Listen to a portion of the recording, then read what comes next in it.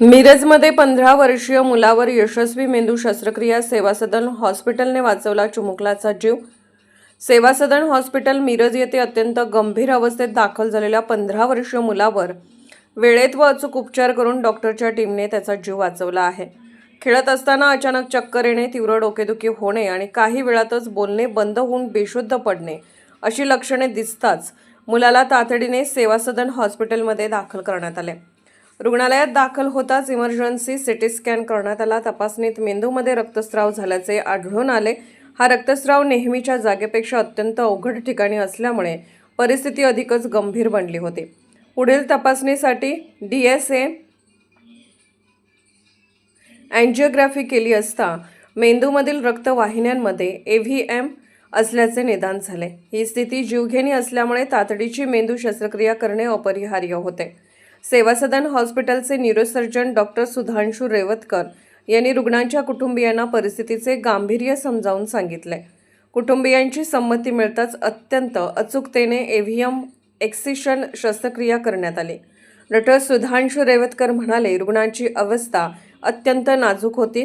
रक्तस्राव अवघड ठिकाणी असल्यामुळे शस्त्रक्रिया मोठ्या काळजीने करावी लागली। योग्य वेळी घेतलेला निर्णय, आधुनिक तंत्रज्ञान आणि अनुभवी टीममुळे ही शस्त्रक्रिया यशस्वी झाली।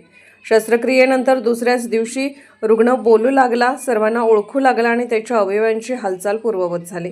4 दिवसांच्या निरीक्षणानंतर रुग्णाला स्थिर अवस्थेत डिस्चार्ज देण्यात आला। सेवा सदन हेल्थ केअर ग्रुपचे चेअरमन डॉक्टर रविकांत पाटील यांनी सांगितले, गंभीर आजारामध्ये रुग्णाला इतरत्र हलवण्याची गरज पडू नये हा आमचा सातत्यपूर्ण प्रयत्न आहे। रुग्णाच्या कुटुंबियांनी डॉक्टर व संपूर्ण वैद्यकीय टीमचे आभार मानत त्यांच्या तत्परतेमुळे मुलाला नवजीवन मिळाल्याची भावना व्यक्त केली। माझे नाव प्रकाश शॉपक मरे, मी राहणार कुपवाडमध्ये। माझा मुलगा इयत्ता 9वी, वय 14 वर्ष आहे।